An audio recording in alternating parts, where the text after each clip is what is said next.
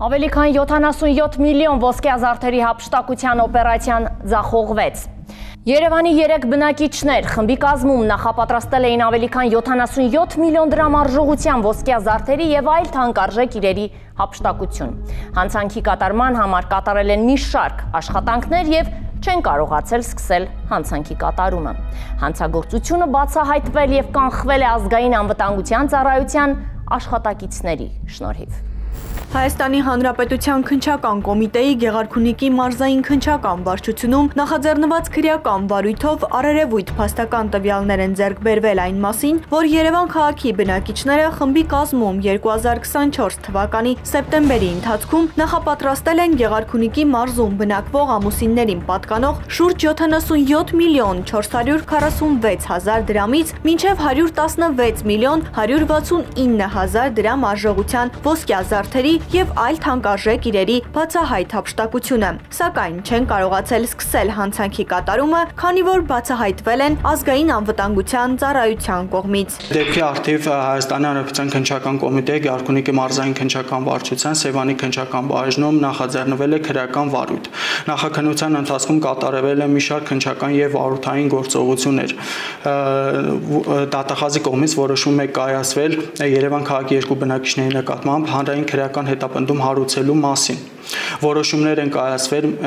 մեղադրյալներին դատարան ներկայացնելու համար ձերբակալելու մասին։ Հանցավորները մանրակրկիտ պլանավորել էին ոչ միայն հանցանքի կատարումը, այլև փախուստի ճանապարհը։ 2024 թվականի սեպտեմբերի 14-ին Հայաստանի Հանրապետության ազգային անվտանգության ծառայությունից Հայաստանի Հանրապետության քննչական կոմիտեի Գեղարքունիքի մարզային քննչական վարչության Սևանի քննչական բաժինն է ստացվել առերևույթ հանցանքի մասին պատշաճ հաղորդումը, համաձայն որի Երևան քաղաքի 3 բնակիչներ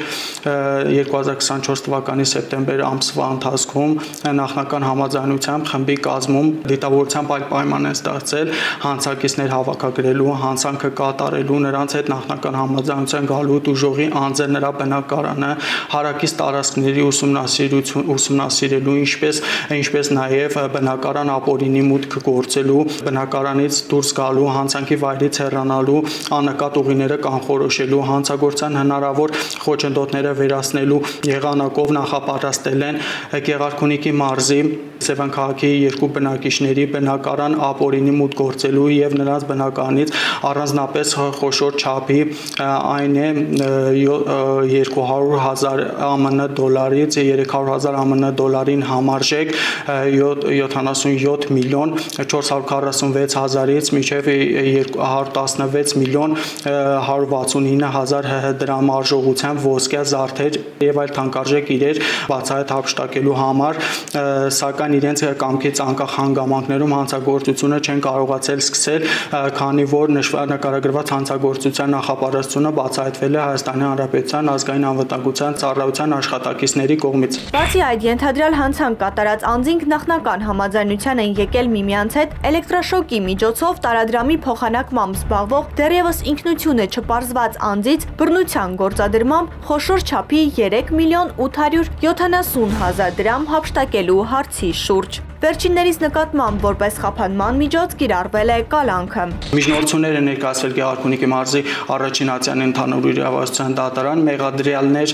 մեղադրյալների նկատմամբ կալանքը որպես խափանման միջոց կիրառելու մասին, որը բավարարվել է։ Նախաքննության ընթացքում հսկող դատախազի կողմից որոշում է կայացվել Երևան քաղաքի երկու բնակիչների նկատմամբ նոր հանրային քրեական հետապնդում հարուցելու մասին, այն հանցանքի Հայաստանի Հանրապետության քրեական օրենսգրքի 43-253-րդ հոդվածի 3-րդ մասի 2-րդ եւ 4-րդ կետերով։ Մենք կապ հաստատեցինք գործով մեղադրյալ անձանց պաշտպանությունը ստանձնած փաստաբանների հետ։ Մեղադրյալ Սահակ Քալյանի պաշտպան Արտուր Պողոսյանը մեծ զրույցում ընդգծեց, որ վարույթն իրականացնող մարմինը մեղադրանքն առաջադրելիս հիմնվել է իր վստահորդի եւ մյուս մեղադրյալի ավտոմեքենայում տեղի ունեցած խոսակցության վրա, սակայն խոսակցությանը որևէ գործողություն նախապատրաստական աշխատանք չի հաջորդել։ Պաշտպանյալին Սահակ Քալյանին ի սկզբանե մեղսադրվում էր ենթադրյալ հանցավոր արարքների կատարում նախատեսված Հայաստանի Հանրապետության քրեական օրենսգրքի 318-րդ հոդվածի առաջին մասով եւ 43-253 հոդվածի 3-րդ մասի 2-րդ եւ 4-րդ կետերով, առաջին, 2-րդ եւ 4-րդ կետերով Նախաքննության ընթացքում ի սկզբանե մենք մեղադրանքները չենք ընդունել, հայտնել ենք, որ դրանք անհիմն խիստ սուբյեկտիվ ենթադրությունների հիման վրա ներկայացված մեղադրանքներ են։ Նախաքննության ընթացքում իմ կողմից նշված առաջին հոդվածով 318-րդ հոդվածով նախատեսված մեղադրանքը վերացվել է եւ նոր հանրային քրեական հետապնդում կառուցելու մասին որոշում է կայացվել դիսկող դատախազի կողմից միայն երկրորդ հոդվածով քրեական նորմի 43-253-րդ հոդվածի երրորդ մասի երկրորդ եւ չորրորդ կետերով։ Այսինքն հենց նախաքննության ընթացքում իրականացնող մարմինը ևս համոզվեց, որ ներկայացված մեղադրանքներից առնվազն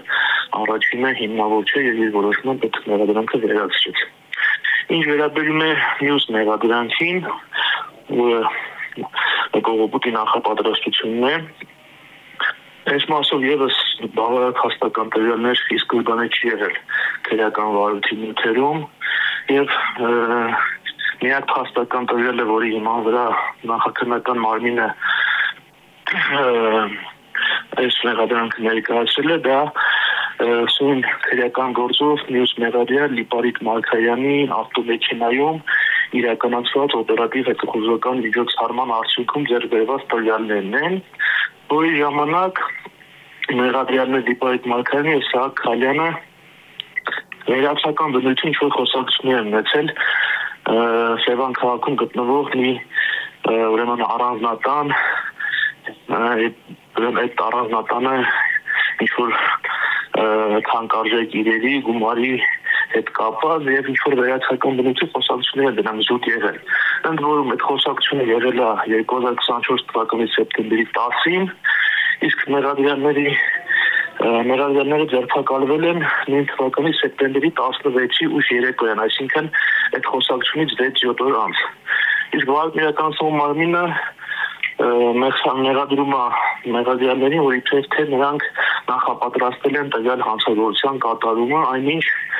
այդ ընթացքում սեպտեմբերի 10-ից 16 ժամանակահատվածում մեղադրանքները ընդհանրապես որևէ գործողություն չեն կատարել։ Վարույթ իրականացնող մարմինը պնդում է, որ այդ եղանակով տեսախցիկներ տեղադրելու, շարժը հսկելու, հնարավոր կեղծամներ օգտագործելու, ոստիկանության համազգեստ օգտագործելու եղանակով պետք է նախապատրաստությունը կատարվել, սակայն վարույթ իրականացնող մարմինը քննության ընթացքում որևէ նման փաստական տվյալ նման անապացույց ուղղակի վերջ չի բերել։ Մենք գործ ունենք հանցագործությունից կամովին հրաժարվելու ինստիտուտի հետ, հաշվի առնելով այն հանգամանքը, որ մեղադրանքները այո, չեն հերքում, որ նման խոսակցություն տեղի ունեցել է։ Վերջինակ նաև հայտնում են, որ այդ խոսակցությունից հետո նաև հաջորդել է այլ բովանդակության խոսակցություններ, երբ որ իրենք նշել են, որ իմաստ չունի այդ գործողությունը կատարել։ Եթե նույնիսկ դրա մասին խոսակցել են, բարձրացել, արտահայտվել են, հետո իրենք այդ հնարավոր ենթադրյալ հանցանքի կատարումից, եթե անգամ ընդունեն, որ իրականում ցանկացել են այդ արարքը կատարել։ Նշում են, որ մենք խոսակցել ենք եւ պայմանավորել ենք, որ իմաստ չունի նման արարք կատարել, մենք չենք ուզում հանցագործություն կատարենք։ Մենք նախաքննության ընթացքում խնդրել ենք մի քանի անգամ միջնորդել ենք վարույթ իրականացնող մարմինին, որպեսզի տրամադրվի այդ ՕՀՄ տվյալների ամբողջական տարբերակը։ Սակայն բոլոր միջնորդությունները անհիմն մերժվել են։ Մեղադրյալ Լիպարիտ Սահակյանի պաշտպան Գեորգի Միքայելյանը մեծ զրույցում հրաժարվեց հարցազրույցից, նշելով, որ այս պահի դրությամբ պաշտպանական կողմը իր դիրքորոշումը հայտնել չի ցանկանում։ Նախաքննությունն ավարտվել է, վարույթի նյութերը ուղարկվել են դատարան։ Առաջիկա դատական նիստը սույն գործով տեղի կունենա ապրիլի 16-ին։